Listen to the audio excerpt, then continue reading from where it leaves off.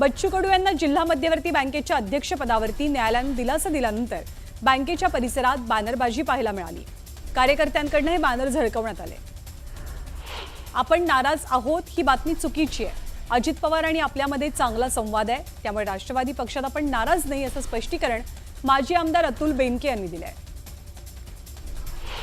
कोल्हापूर डीपीडीसीच्या बैठकीला नेत्यांच्या मुलांनी सुद्धा हजेरी लावली।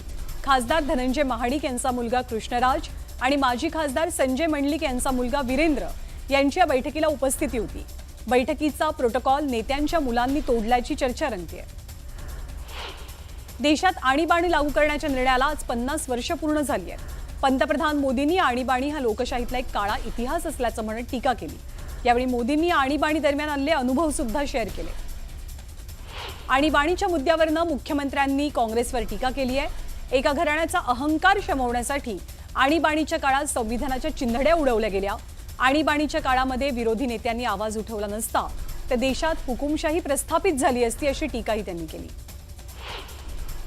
आषाढी एकादशी निमित्त नांदेड विभागातनं 250 एसटी बसेस सोडण्यात येणार आहेत। 2 जुलै ते 15 जुलैपर्यंत भाविकांच्या सेवेसाठी हा निर्णय घेण्यात आलाय। जळगावच्या 40 गावमध्ये भाजपच्या वतीनं आणीबाणी